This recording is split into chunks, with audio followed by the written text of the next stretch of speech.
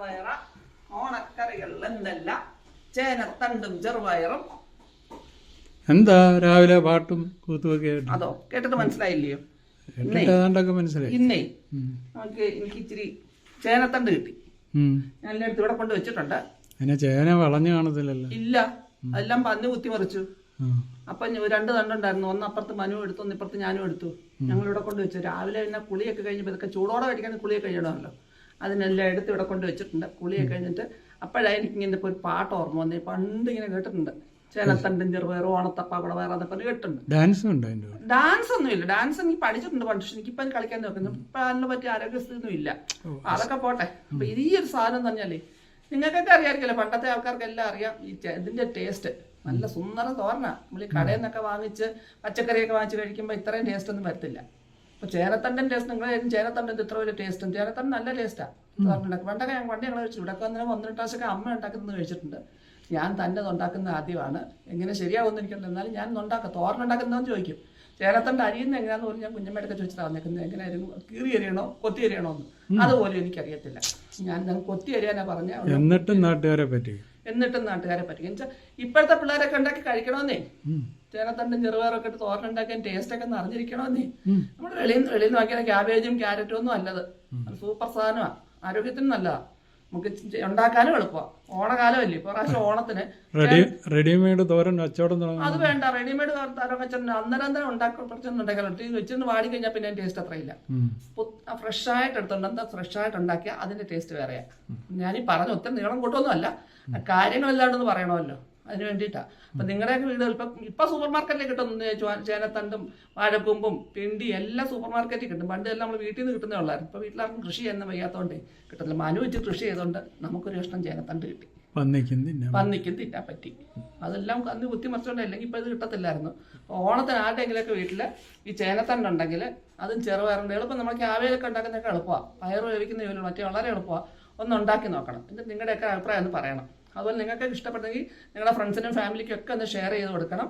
അപ്പോൾ ആരുടെയൊക്കെ വീട്ടിൽ ചേനത്തണ്ടുണ്ടെങ്കിൽ അവരും ഉണ്ടാക്കും. പഴയ ആൾക്കാർക്ക് നല്ല ഇഷ്ടമുള്ള സാധനമായിരിക്കും. അവർക്കൊക്കെ നൊസ്റ്റാൾജി അടിച്ചിരിക്കും. അപ്പം നമുക്കേ കൂടുതൽ കഥ പറയുന്നത് ഒത്തിരി കഥയായി പറയണ്ട. ഞാൻ നേരെ ഇനി അങ്ങോട്ട് പോയിട്ടേ കൂട്ടാനൊന്നും ഉണ്ടാക്കട്ടെ. ഞാൻ അടുക്കളയിൽ പോവാം. നമ്മൾ തന്നെ തോരൻ ഉണ്ടാക്കാനായിട്ട് ചേനത്തണ്ടിൻ്റെ ഉണ്ടായിട്ട് ചെറുപയർ എടുത്ത് വെച്ചിട്ടുണ്ട്. ഇതിന് ചേനത്തണ്ടിന് ചെറുപയറിന് പ്രത്യേകിച്ച് അളവൊന്നുമില്ല. നമ്മുടെ എല്ലാം ചേനത്തണ്ടിന് കണക്കാക്കിയുള്ള ചെറുപയർ. ചേനത്തണ്ടിനേക്കാൾ ഒട്ടും കൂടുതലാവരുത്. അതിന് കുറച്ച് കുറഞ്ഞ് തന്നെ ഇരിക്കണം. പകുതി കര മതിയാകും. ഒരു ടേസ്റ്റിനുള്ളതാണ് ചെറുപയർ. അതുപോലെ നമ്മൾ ഇട്ടേക്കുന്ന ചേനത്തണ്ട് തന്നെ ഇന്നത്തേക്കുന്ന ചേനത്തണ്ട് തന്നെ പല വണ്ണത്തിൽ കിട്ടും. ഒരുപാട് കട്ടിയുള്ളത് നമുക്കിതിന് പറ്റുന്ന സാധനമല്ല. നമുക്ക് അതിന് വേണ്ടി എടുത്തേക്കുന്ന ഒരു ചേനത്തണ്ട് എടുത്ത് വെച്ചിട്ടുണ്ട്. ബാക്കി കഥകൾ ഇതൊക്കെ അരിയുന്ന സമയത്ത് ഞാൻ പറയാം.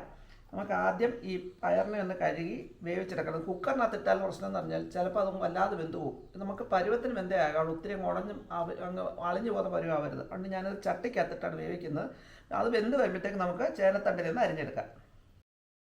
ഞാൻ വേണ്ട പയറിനെ വേവിക്കാൻ വെച്ചിട്ട് നമുക്ക് ചേനത്തണ്ടിനെ ഒന്ന് അരിഞ്ഞെടുക്കാം. അതെൻ്റെ കട്ടിയുള്ള ഭാഗം എടുക്കരുത്. അത് ഒരുപാട് മടൽ പൊടിക്കുന്ന ഭാഗം എടുക്കില്ല. അല്ലാതെ ഭാഗം വേണം നമുക്ക് അതിനകത്ത് എടുക്കാൻ. നമുക്ക് 2-3 മുറിച്ചെടുക്കാം. ചേനത്തണ്ടും ചെറുപയറും തോരൻ. നീ കഴിച്ചിട്ടുണ്ടോ? ഉണ്ടാക്കിത്തരാം. പിന്നെ ക്ലാസ് ഇല്ലയോ? പോയി ചെല്ലുമ്പോഴത്തേക്ക് രാവിലെ ഉച്ചയ്ക്ക് അപ്പോൾ കഴിച്ചു പോവാം. ഇനി നമുക്കിതിൻ്റെ പുറമേയുള്ള തൊലി തണ്ട് ഇങ്ങനെ ഇരിഞ്ഞെടുക്കാം. പെതുക്കെ പിടിച്ചുകൊണ്ട് ഇങ്ങനെ പെതുക്കെ ഇരിഞ്ഞെടുക്കണം. ആ പച്ച കളറിലെ തൊലി മുഴുവൻ ഇങ്ങനെ ഇരിഞ്ഞെടുക്കണം.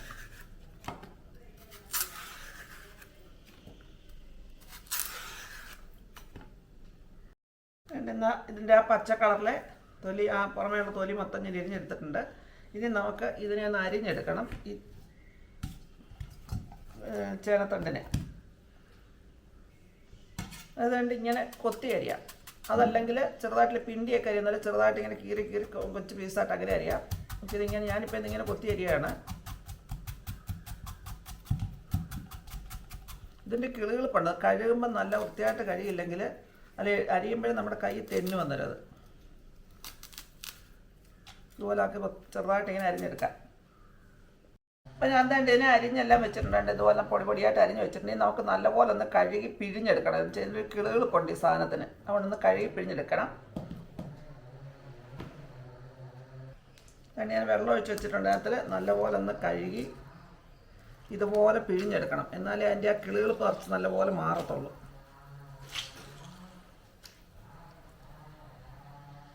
ഇനി നമുക്ക് അതിൻ്റെ അരപ്പോട് ശരിയാക്കി വെച്ചിട്ട് തോരൻ ശരിയാക്കാം. അപ്പോൾ എളുപ്പം ഉണ്ടാക്കാൻ എളുപ്പം. അപ്പോൾ അരപ്പിന് വേണ്ടി ഞാൻ കുറച്ച് തേങ്ങ, അതിൻ്റെ ഇവിടെ മിക്സിക്കകത്തിട്ട് തേങ്ങ ഇരിപ്പുണ്ട്. അത് നമുക്ക് തേങ്ങ ചിരട്ടേന്ന് വിട്ട് പോകുന്നതിന് ചെറുതായിട്ട് മുറിച്ചിട്ട് പൊടിച്ച് വെച്ചേക്കുന്ന അതിൻ്റെ കൂടെ നമുക്ക് കുറച്ച് തേങ്ങയും ഒരു 1/4 ടീസ്പൂൺ മഞ്ഞൾപ്പൊടിയും 1/4 ടീസ്പൂൺ മുളക് പൊടി, കാശ്മീരി മുളക് പൊടിയാണ് ഞാൻ ചേർത്തിരിക്കുന്നത്. അതുകൂടെ ചേർത്ത് പിന്നെ 5-6 വെളുത്തുള്ളി ഉണ്ട്.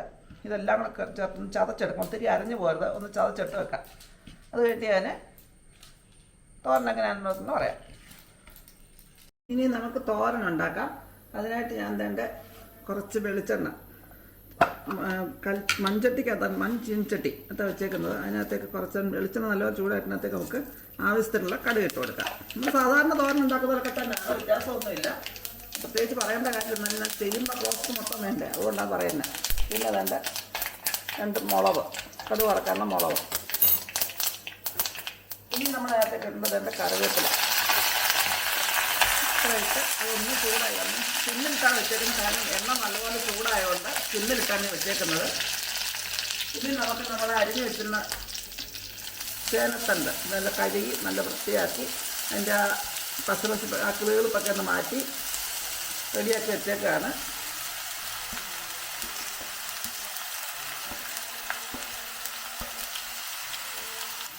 നമ്മൾ അരപ്പിനകത്ത് മുളക് പൊടിയും മഞ്ഞൾപ്പൊടി ഇട്ടില്ല. ഞാൻ സാധാരണ ഉണ്ടാക്കുമ്പോൾ ഞങ്ങൾ ഇവിടെ ഉണ്ടാക്കുമ്പോൾ കുറച്ച് മുളക് പൊടിയും മഞ്ഞൾപ്പൊടിയും കൂടെ തോരൻ്റെ ആയാലും അവയലിൻ്റെ ആയാലും കഷ്ണത്തിൽ ഇട്ട് കൊടുക്കുന്ന പതിവുണ്ട്. എന്നുവെച്ചാൽ അതിൻ്റെ നിറം അതിനോട് കിട്ടാൻ നല്ലപോലെ വെന്ത് വരുമ്പോഴത്തേക്ക് നിറം കൂടെ കിട്ടുന്നത് കണക്കാക്കി. ഇനി നമുക്ക് ഇച്ചിരി ഉപ്പ് അതിനകത്ത് ഇട്ട് കൊടുക്കാം.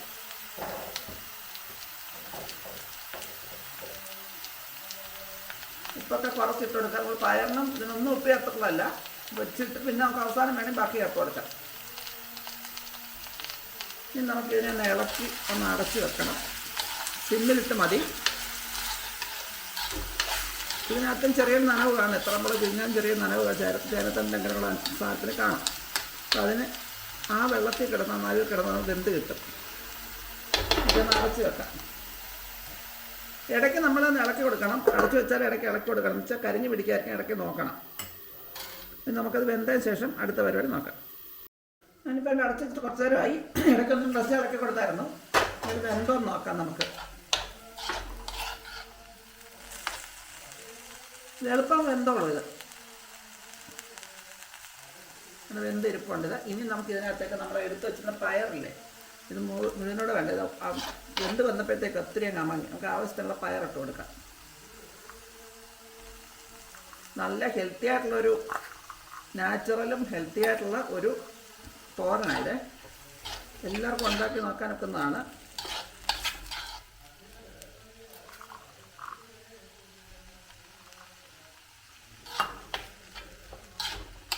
വേവിച്ച് വെച്ച പയർ മൊത്തം ഇട്ട് കൊടുത്തില്ല, കുറച്ച് ഇട്ട് കൊടുത്തിട്ടുള്ളൂ.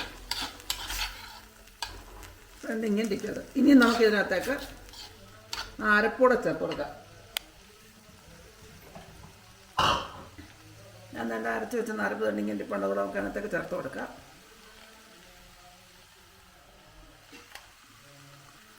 അതിൻ്റെ അരപ്പും ചേർത്ത് നോക്കി നല്ലപോലെ ഇളക്കി യോജിപ്പിച്ച് അരപ്പിൻ്റെയും പച്ചമണം ഒന്ന് മാറി വരണം. എളുപ്പം ആയിക്കൊള്ളൂ അത്.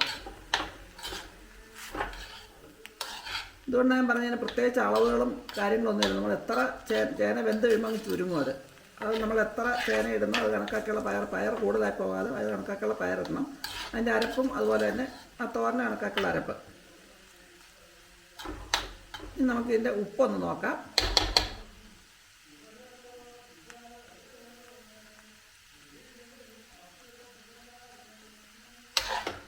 മഞ്ഞൾപ്പൊടി വീട്ടിൽ തന്നെ പൊടിച്ച മഞ്ഞൾപ്പൊടി, വീട്ടിൽ തന്നെ ഉണ്ടായി കൃഷി ചെയ്ത് ഉണക്കി മഞ്ഞൾപ്പൊടി എനിക്ക് തേച്ച് തന്നതാണ്. അതിൻ്റെ ഒരു നല്ല മഞ്ഞൾപ്പൊടി ടേസ്റ്റ് നല്ലപോലെ നിൽക്കുന്നുണ്ട്. കുറച്ചേ ചേർത്തുള്ളതിലും അത്ര ടേസ്റ്റ് വന്നിട്ടുണ്ട്. ഉപ്പൊക്കെ പരുവത്തിനാണ്. ഇനി നമുക്ക് തീ അങ്ങ് അണച്ചു കൊടുക്കാം. ഇതുപോലത്തെ തോരനുണ്ടെങ്കിൽ ചോറുണ്ണാൻ പിന്നെ പ്രത്യേകിച്ച് വേറെ കൂട്ടാനൊന്നും വേണ്ട. ഇതിങ്ങനെ തിന്നാൽ നല്ല ടേസ്റ്റായിട്ട് ഇങ്ങനെ അങ്ങോട്ട് എടുത്ത് അങ്ങോട്ട് തിന്നണം. നല്ല ടേസ്റ്റാട്ടോ.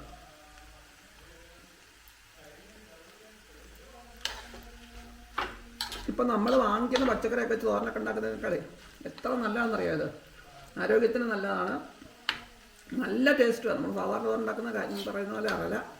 ഇത് ഭയങ്കര ടേസ്റ്റാണ് ചേനത്തിൻ്റെ തോരൻ എന്ന് പറഞ്ഞാൽ നല്ല ടേസ്റ്റാണ്.